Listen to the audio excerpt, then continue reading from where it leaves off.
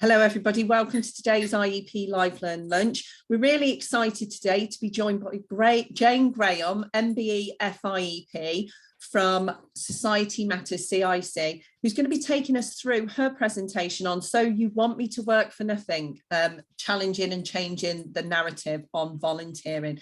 So with no further ado, I'm going to pass you over to Jane. Thanks, Jane. Thank you. Good afternoon, almost everyone. It's really good to be here, and thank you so much for sharing your precious lunchtime with me.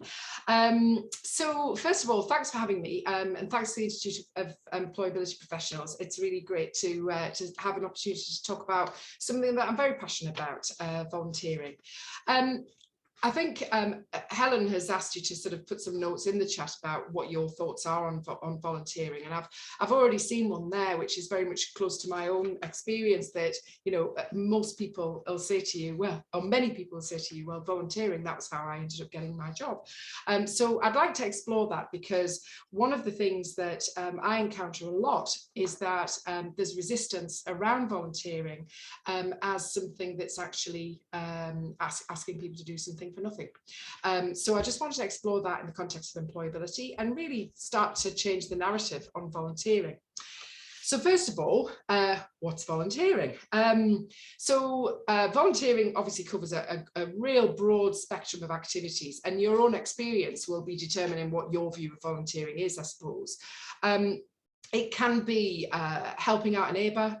It can be doing the weekly shopping or occasional gardening. Lots more of that was done during the last 18 months through COVID. And then it can be supporting a community activity, say as a marshal at an event, or manning a stall, or getting involved in a crisis response in some respect. So some volunteering roles are very ad hoc. It's a response to a particular situation. And others are a lot more planned and involve a higher level of responsibility and a regular time commitment, and sometimes the need for training, such as a leader of the Brownies, being a cadet, or a leader of cadets. Another example of a more formal volunteering role, you're probably aware that Society Matters Community Interest Company is actually the trading subsidiary of a charity, Citizens Advice Gateshead. The charity actually relies on volunteers to be able to fill the gap in terms of our capacity to make sure that we can support all of the people that need advice, information and guidance to help them get through whatever problem it is that they're facing in their lives. And so by relying on volunteers, we obviously we have to ensure that we invest in those individuals. We do actually require them to train for about 40 hours before they even start working with clients, and we couldn't possibly fill those places with permanent staff, because we just haven't got the resources for it. But we do have to invest in training and development, and those individuals obviously then commit for a period of time, usually minimum 3 months and longer. So volunteering really is quite a broad spectrum. And what joins all of the things to these different types of volunteering together is the fact that its activity it resembles work, but it doesn't attract pay. The NCVO states the government's definition of volunteering as when you choose to give your time and energy to benefit other people without being paid for it. So on that basis, if we're encouraging people to volunteer, my question is, are we really just asking them to work for nothing? From my own experience, my perspective is no, absolutely not. Working for nothing is very different to working without payment. So I wanted to explore that. So basically, volunteering is rich in opportunities. And if we put that in the context of people who are actually looking either for a job or for a new opportunity, new work opportunity to progress from where they are now, there are so many different ways that volunteering can help. So first of all, experience and skills. This is the most obvious area. when you're not getting paid, you can risk trying out activities that you've never done before, because there's a lower level of expectation on you as an individual in terms of what you're going to deliver. And therefore, the experience and skills you're gaining, it's not just about the activity that you're doing, it's actually gaining experience and skills that are beyond the actual work activity. It's about the environment, it's about the people that you meet, it's about the context in which you're working. There's a huge amount to gain in terms of experience and skills from volunteering. And as a volunteer also, I mentioned that Sittons Advice Gateshead, we require our volunteers to train for 40 hours. That's actually them getting training for 40 hours as well.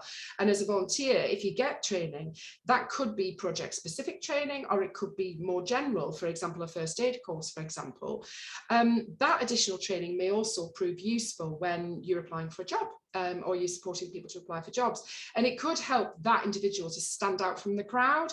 And also, if you impress as a volunteer, and I'll say more about this in a minute, you may be able to name the person that you're actually volunteering with as a reference, a work reference for future job applications. So that's a really important part of this.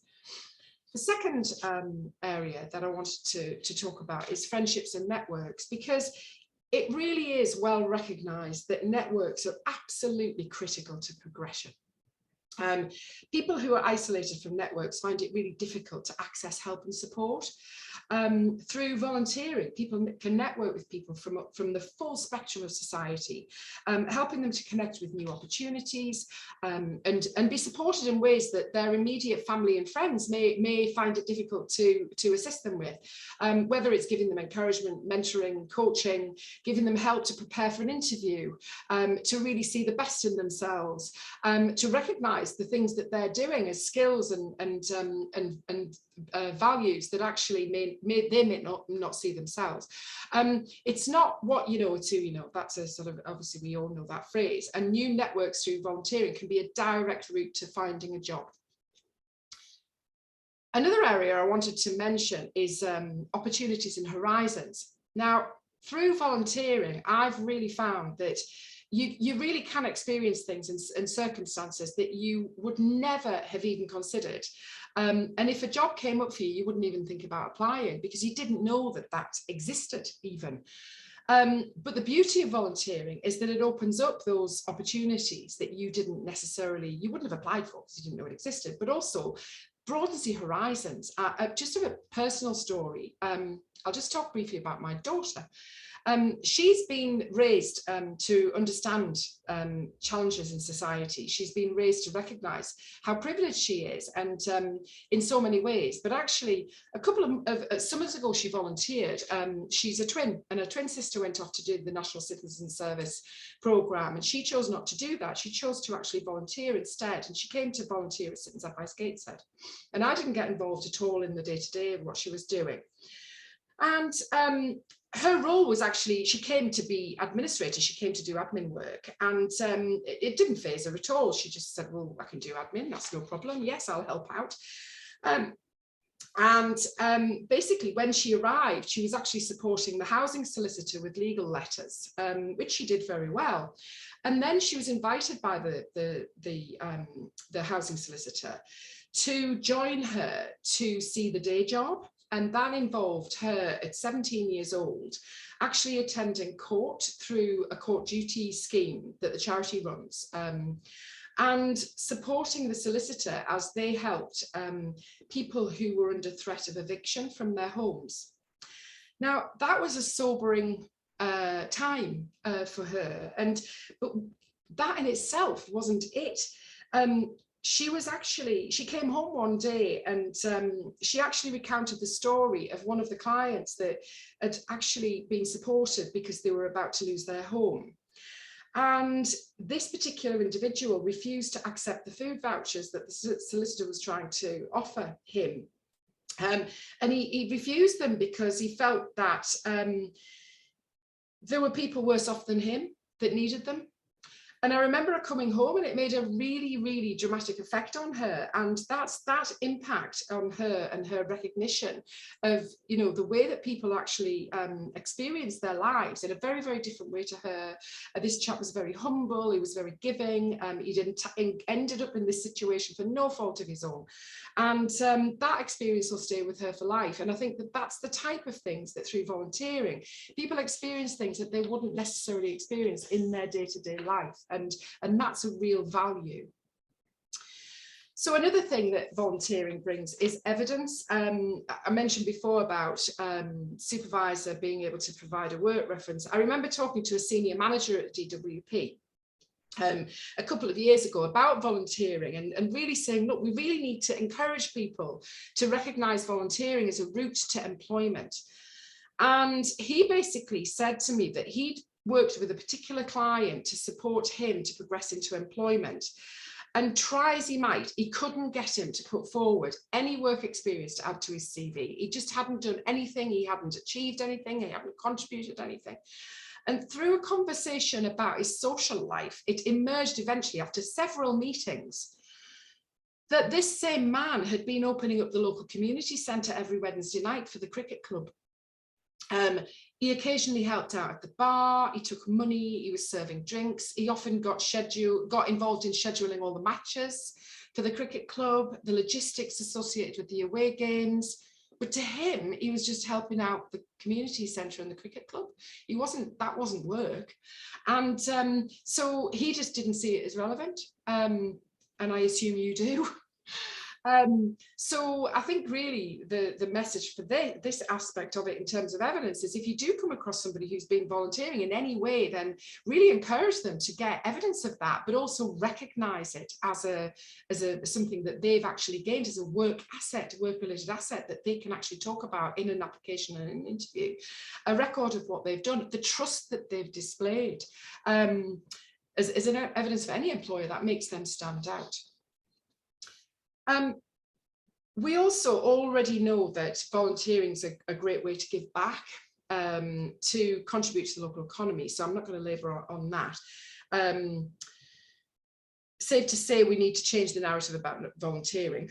I really do think that it needs to be seen more as a two-way street.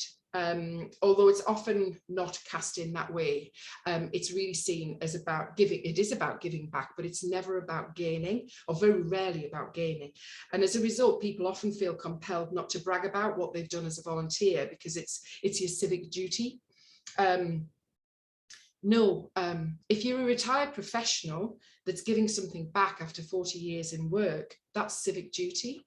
If you're unemployed or looking for a change of career, you need to help people to be comfortable to gain as much as they can give from volunteering, because they are giving while they're gaining. But it's important that they recognise that the experience, the knowledge, the networks, that's there for them in order to be able to add value to their applications and their CVs and their self-esteem.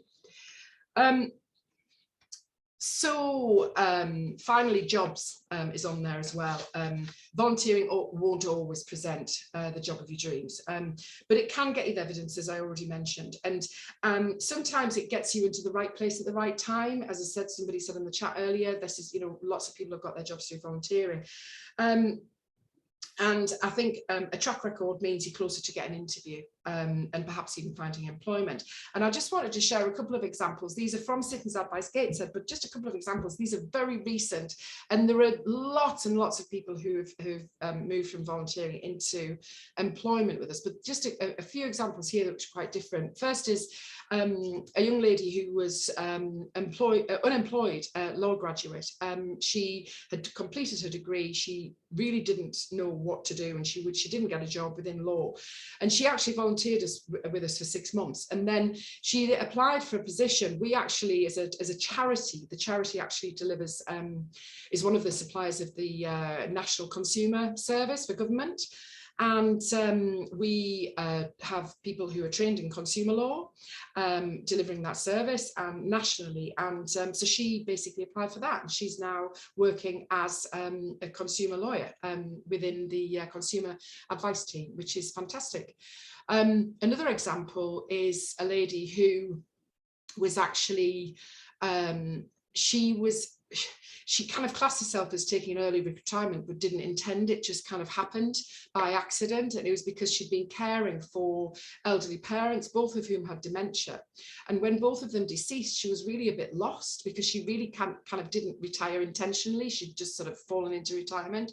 So she then came to volunteer to fill the gap. And then she applied for a position when she built her confidence and realized that actually she had skills that would make a difference. And she's now employed within our people team as an administrator. And finally, a gentleman who actually had been made redundant from the retail sector, who actually used the opportunity to volunteer with us to gain new skills, to develop some experience around administration, then applied for and got a job with a local accountancy firm. So again, was able to transition into a new job because he was able to demonstrate that he had relevant skills beyond the work that he'd done within retail. So I just wanted to share some of those, and there are many, many, many others, success stories. So I think it's also important, actually, before I move on to this, I think it's really important to not think that this is all about people in unemployment who are unemployed as well. It's not just for the unemployed. All of these opportunities exist for people who combine volunteering with existing employment. And in particular, I would always encourage anyone in any role, but particularly in a welfare-based role or an employability role, to get involved in volunteering, to get closer to the people and communities they're trying to help professionally. Because if you're involved in volunteering in a community setting or an environment where you're engaged with people who are actually facing the types of challenges that you might be supporting people to get beyond, obviously it gives you a different perspective. So before we move on to the chat, because I wanted to talk a little bit about benefits and volunteering, so I'll do that in a minute. Just a final bit of this section, I just wanted to talk about a piece of research that the National Council for Voluntary Organisations published, a survey on the volunteer experience, which found that a quality volunteer experience was actually time well spent. It was a good investment in their time. And how did they classify a quality experience, I suppose, is the question. Well, they do talk about giving back. The experience is meaningful, it's impactful, but actually it's most of the things that you can see on there are actually about what the volunteer themselves gains from the experience. They get the words such as connected, balanced, inclusive, enjoyable. So, you know, I think it's time to change the narrative and flip volunteering into something we're allowed to gain from, as well as to give back. And there's another chart here, again from the same survey, which actually is more worrying, which is about why we need to change the narrative, because the demographic associated with volunteering is very much about the 65 plus female from a higher socioeconomic group. Why does that need to be? It doesn't need to be. What we need to be doing is making volunteering opportunities open for a whole diverse group of people, so everyone can contribute but also gain. So there's no reason why this should be the case. And so again, we need to change the narrative to enable that to happen. I think the final point really is that volunteering isn't about working for nothing. As I said at the beginning, it's simply about working without pay. It's probably worth saying that it doesn't count as volunteering if you're helping out a family member. They can be included in a group, but not exclusively the people you're volunteering for, or that you're given money. Other than being paid out of pocket expenses. If you're given money, then isn't classed as volunteering. And also if you're under contract to do the work other than a sort of volunteer agreement. So obviously it needs to be informal and looser and not paid to be volunteering. So I'm going to move on to the financial aspects of it by looking at the impact on benefits of volunteering. But before I do that, Helen, do you want to pick up on some of the points that are being made in the chat here, because I haven't been able to watch that as I've been talking? That's okay. That's okay. Quite right too. It's really interesting. And we have some comments around, obviously, we started off by asking what people's thoughts around volunteering were. So Dahlia said, she said, hello, Jane. I can't count the number of times that people have started their career story with her with, I started out as a volunteer and then. Yeah, absolutely. I think that's absolutely right. In fact, one of my colleagues, my co-directors, is actually, she started as a volunteer within our organisation 15 years ago. So, you know, people can really progress through an organisation as a volunteer. Excellent. Yeah, definitely. Andrea says, I think volunteering is a fantastic way to gain work experience and grow one's network. Yes, absolutely. I think we said that earlier, that you know, it is a fantastic way of doing it, and it's in a different way to if you're in a social situation. It gives you far more scope to connect with people that you wouldn't previously connect with, across a whole spectrum of activities and groups of people. Yeah.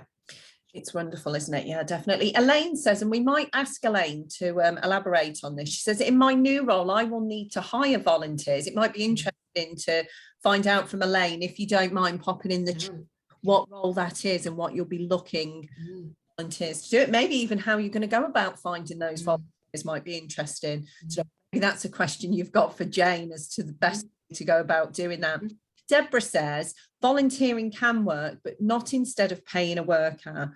It needs to be giving the volunteer something, or the volunteer wanting to help where help is needed, to upskill, to allow those that want to give something back an opportunity to do so.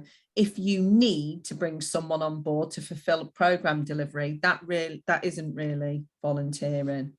Yeah, it's a really challenging one. It's a challenging one for our organisation, because if you can't have somebody doing a volunteering role alongside somebody who's paid to do the same job. That shouldn't be done. It has to be very distinct.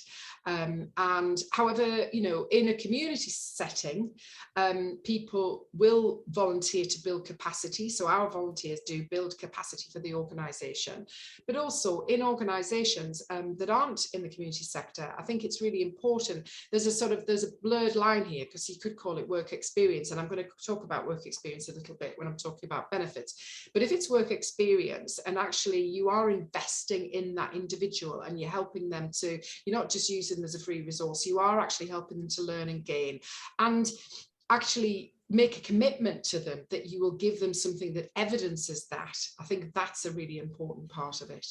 I think that's a really good point. And Dahlia has said, yeah, it's really important that the volunteers get something out of it. And Deborah said, yeah, volunteers should undergo the same training, accreditation, and have sufficient support, not be left to it. And that is really important, isn't it? Yeah, I think it really is. And, you know, I put myself back into my many decades ago when I was at school, and I went on, they used to have very strict work experience in those days, and I did 2 work experience weeks.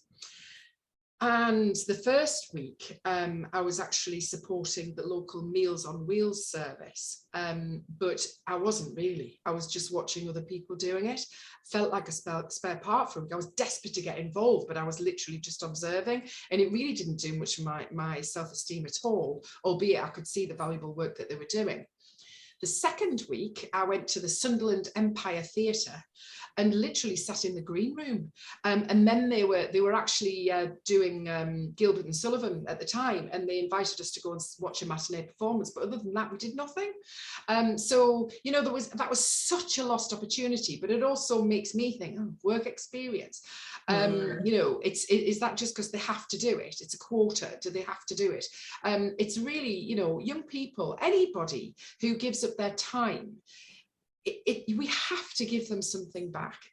One of the things that Sit and Advice Gates said, the charity that's the parent company of charity of Society Matters, we actually developed something called a volunteer forward springboard program when we were trying to reinvigorate our volunteer program, which had been decimated through COVID. And really, that's very overtly saying to people, what is it that you want to contribute? If you want to give something back to society, we're very happy to have you. And we'll help you to know how you've done that. We'll help you to know how many people you've supported, what you've supported them with, and we'll be able to, you know, and thank you for that. But if you want to gain skills, what skills do you want to gain? And let's get evidence of that. Let's help you with your CV, add what you've done to your CV and so on. And that springboard has actually enabled people to move forward and be really clear about what skills they've gained. So if we're going to make a commitment to people, it's not about just getting free resource. It has to be a two-way street. That's really, really true, isn't it? And it's often not seen that way. Nigel has said it's also important that the organisations acknowledge the time and efforts volunteers give.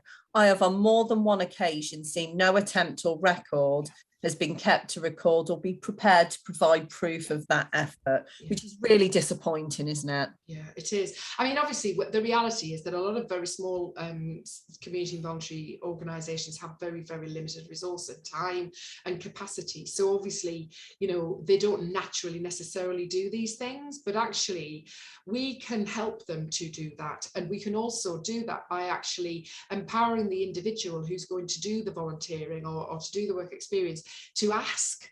Because actually most of them would do it. They would do it if you asked, but you don't ask, that therefore they don't do it. So it is about, you know, it's a two-way thing, isn't it? But you're right, I agree, Nigel. I think I've seen that as well. Okay, so Elaine's come back to us, and she's saying that her new role, she hasn't started it yet, is linked to a hospital, and the roles for volunteering will be varied. And enough from the chat, they're not the ones that when I first saw the word hospital, I thought, oh, you know, visiting patients and that kind of thing. But I guess in the COVID era, that's not allowed anymore, is it, to visit people and read to them, etc. So those could be very varied. It might be admin, portering, reception, catering, grounds and estates. And she agrees that it will be hard to have a volunteer porter working alongside a paid porter.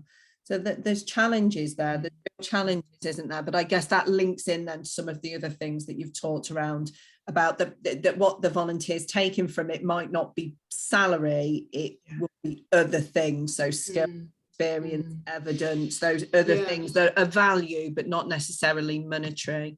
Yeah, but we do have to be very, very careful that if it is a paid role and there is someone doing that paid role, then really we can't supplement that with people who are unpaid doing the same job. So it's just being a little bit cautious and understanding the rules around volunteering before you get started with that. So it might be that the volunteer roles are in the areas where there aren't any actual employed staff.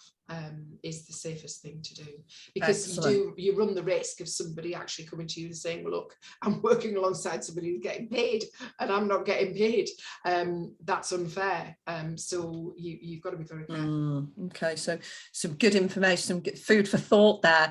Deborah said narrative around post plus 65 women, etc., reflects their ability to have time, knowledge and resources to be able to volunteer. It can cost to volunteer, and that's very true, isn't it? Also, I don't use work experience in connection with volunteering. I don't feel they are the same. Seeing, learning how to do, raising your awareness is work experience. Volunteering is very different and can build up your personal portfolio, but it's not the same. There is. Yeah, I think you're absolutely right, Deborah. There's a blurred line between the two. They can be very different, but there is a blurred area. And I'll go on to talk about Kickstart, for example, which is something I'll mention in terms of benefits. I think the key really is if the activity is unpaid and it's on a somebody's willing to do something without pay, then usually it is volunteering. But work experience can be much more confined in a particular area with training and support. So there is a difference, but there is definitely, if you sort of, even the government recognises that the two are blurred. But if you meant the mention of the plus 65 women, you're right, it is about availability of time. And obviously, you know, people retire, we benefit from people who are actually professionals who've retired, who want to give something back, and they come and work as volunteers, which is fantastic. And I would never decry that. I think the concern I have is that becomes the norm, and what we need to do is reflect that actually it doesn't have to just be those people that will benefit from volunteering. I think that's where it's important. So we do have lots of comments. I'm going to read one more, and then we have got some questions that maybe we'll keep till the end because I'm just aware of time. But this is a really lovely example from Sarah that I think we want to share, especially with those watching the recording. And she says it's a good idea to look for opportunities to make the most of our time. For example, my son had an hour and a half to wait for his train home after college. The BHF, which I'm assuming is British Heart Foundation, next to the station had an advert wanting volunteers. He applied and spent Monday to Wednesday working there whilst waiting for his train. Much better than hanging around on the street. This proved a good talking point for interview, and he gained work in a company known for investing in community works. What a wonderful example. Fantastic. Fantastic. So we do have lots more, but I think, should we save some for the end and you can finish your presentation? And I promise those of you, I have seen lots of other comments and we will come back to them. Great. Okay, so I'll move on to the final bit really, which is about benefits. You'll probably know Society Matters for training around social welfare, and specifically around welfare benefits. So the detail of this is in welfare benefits in universal credit course. So I can't go through that in full detail, but I just thought it would be useful just to provide some framework around volunteering, particularly for people who are actually claiming universal credit. So first of all, if you receive universal credit, your volunteering activity can count up to half the time you agree to spend looking for and preparing for work in the claimant commitment. So if you have committed to the full work capacity, then basically that search would be 35 hours a week, which would mean that you can volunteer for up to 17.5 of those 35 hours. That said, if you want to volunteer and still undertake the work search over and above that, obviously there really is no limit, but that's what the limit is for continuing to claim to receive your claim. However, if that volunteering is likely to get the person into employment, our experience is that some work coaches, because this is very localized and it's really about working with the individual work coach, and this is about actually empowering people to have that conversation with the work coach. There have been examples of work coaches allowing claimants to do more than that in some cases. Ultimately, as I say, it's down to their discretion, but it's definitely worth asking. The golden rule is it mustn't get in the way of other commitments associated with the claimant commitment. So, for example, interviews within 2 days notice. You couldn't say, well, I can't because I'm volunteering. Starting work within a week, or even not starting a job at all because you're volunteering. That would negate the claim altogether. And just to reiterate the point we were making before, there mustn't be any payment. In practice, the organisation you volunteer for can't give you any money except for reimbursing you for out-of-pocket expenses. And these must be expenses that you've incurred in order to volunteer. So, for example, the cost of travel to and from the volunteering position, meals while you're out volunteering, if it's not in a place where you can actually access food without purchasing it, care costs and so on. If you're receiving financial rewards beyond out-of-pocket expenses, this is classed as income, be liable for tax, and it can affect the benefits that are being received. Another thing to think about is if an individual who volunteers lives with their parents or partner, their benefits could be affected if they get money, because obviously it's a household benefit. So if there are ramifications if somebody takes payment for something that's classed as volunteering.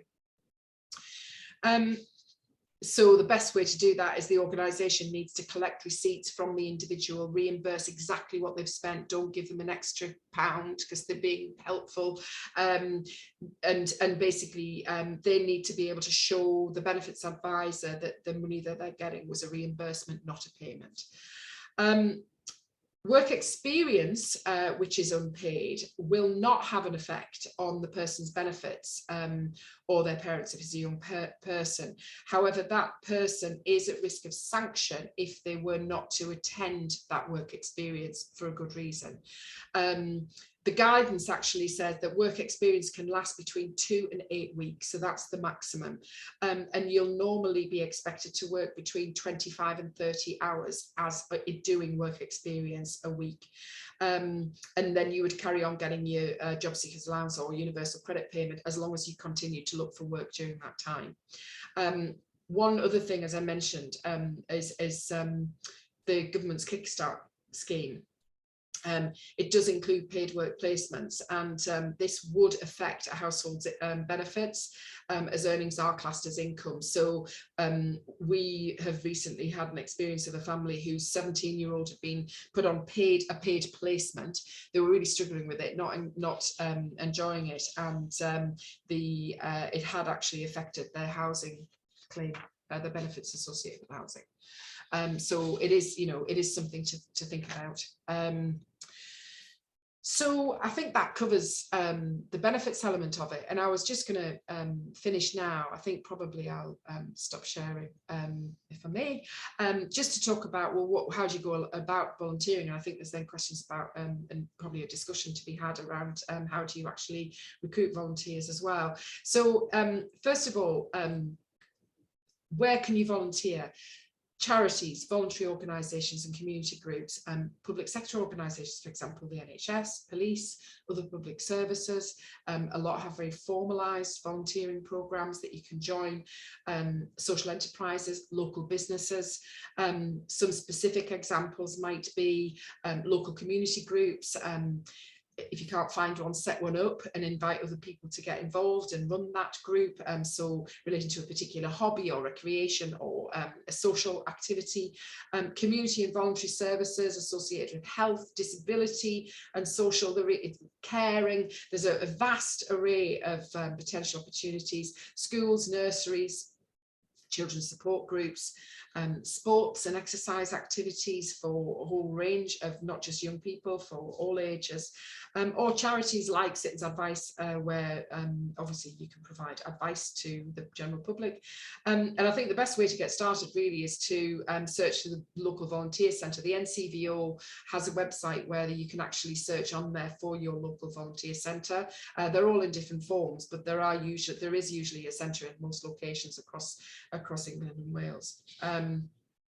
So I think I just wanted to end, Helen, if I may, just to say that my thoughts are really that historically the drive for volunteering came from the voluntary sector. We need people to help us to be able to do what we do to give back into society, which is still there and it still exists, and the need is greater than ever.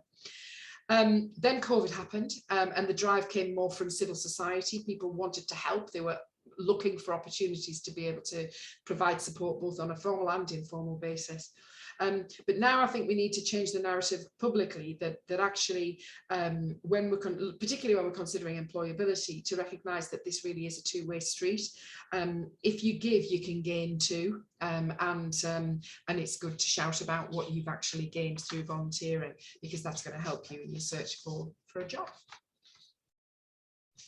That's wonderful, thank you. Apologies if there's any noise in the background. I've got a little bit of noise in the background here where I am. So, and that was really wonderful, Jane. Thank you so much. Now, we do have a couple of questions coming and some more comments, but if anyone does have some questions, now's the time to pop them in the chat so we can ask Jane before we wrap the session up. So Dahlia's asked, she said, there used to be a means of accrediting volunteering hours. Does that exist in any form? Not formally, not through the government, but actually on a localised level, it does. In fact, our charity actually has, a level 1 accredited volunteering programme, and it is actually, there is a regulated course around volunteering, but it's not nationally available, no. Okay, so that's good to know. So Elena said, I'm thinking about approaching the employability sector and RBLI to offer work experience. Thank you, Jane. I will take that back to the HR manager. So it's really useful great feedback Fantastic. there. Deborah said, I think going back to some of the comments with Elaine earlier around the difficulties between the volunteering alongside paid roles, so we'll move on from that one. Nigel says, in one example, a very large national charity who the lady had served for 15 plus years, whose response was to delete all the information they had on her and did not acknowledge her letter of resignation.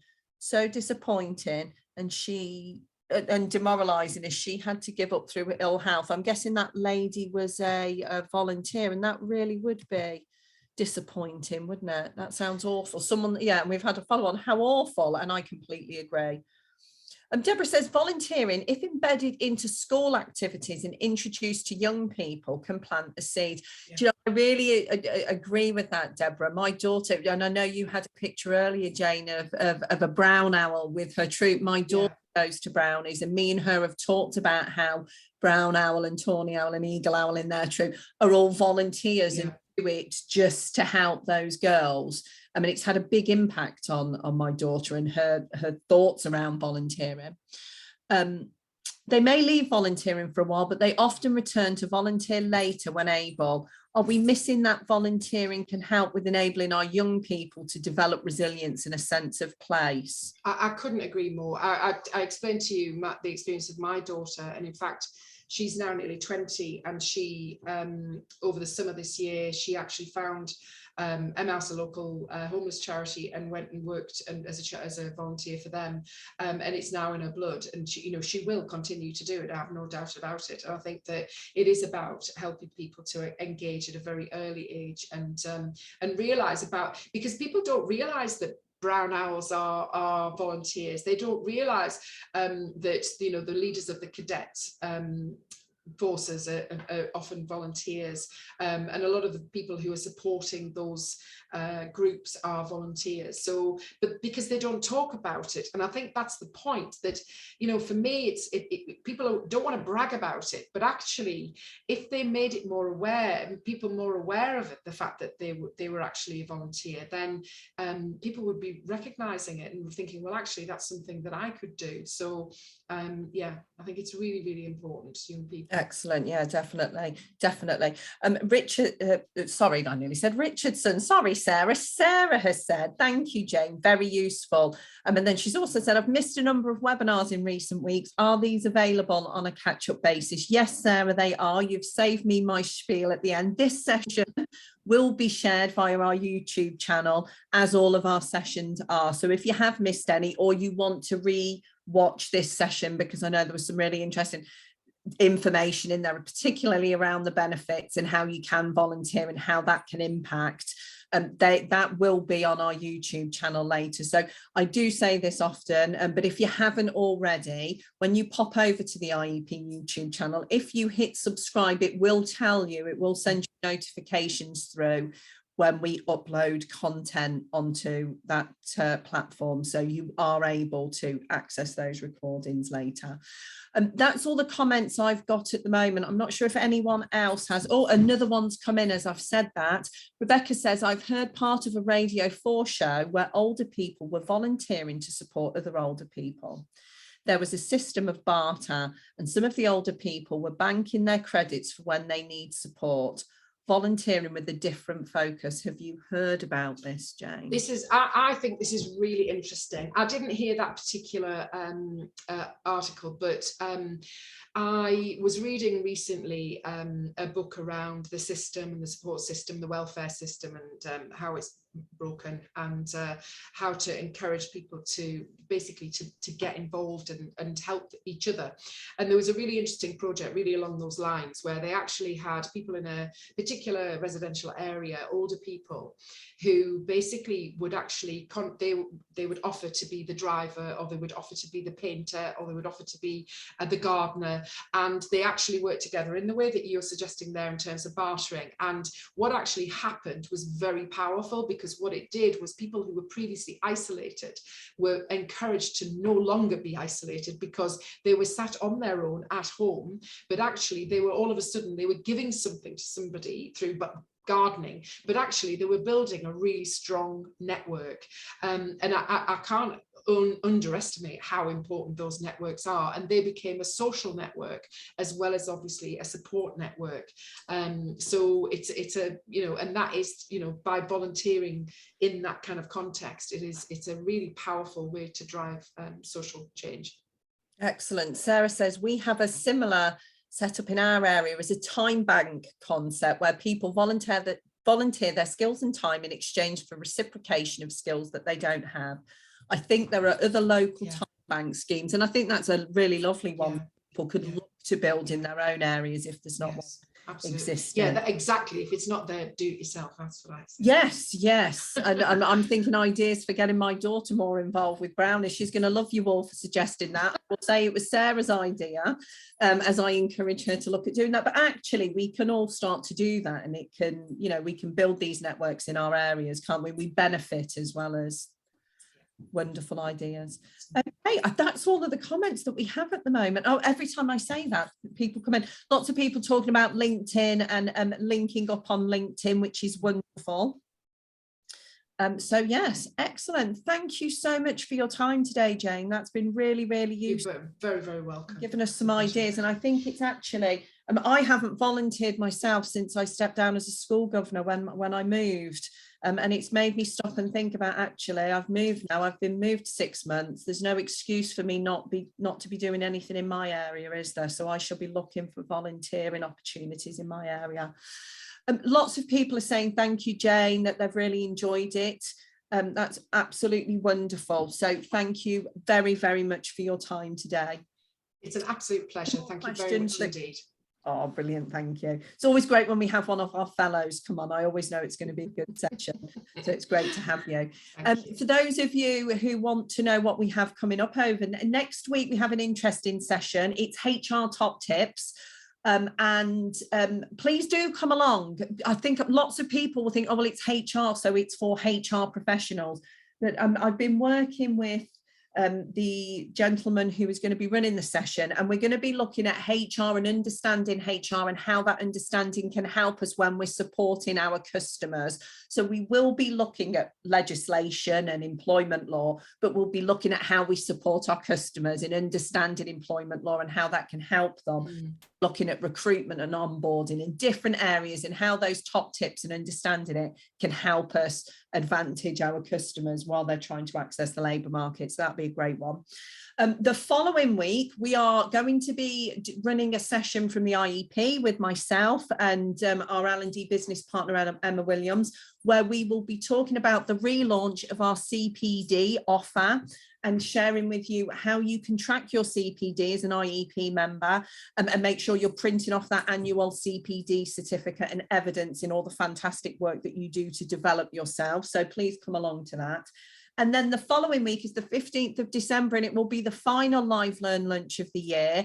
And it's going to also be our 10th anniversary, the IEP's 10th birthday. So we're going to have a bit of a session where we have a bit of a birthday celebration, maybe an early Christmas quiz like we did last year, but a bit of fun to get us ready for Christmas. So we'd really love to have you along for that as well, if you can join us. So as ever, thank you everyone, particularly Jane, for a really engaging and interesting session, but for everyone for spending your Wednesday lunchtime with me. As ever, I've really enjoyed it, and it's very, very much appreciated. Thank you, everyone. Bye-bye. Bye-bye.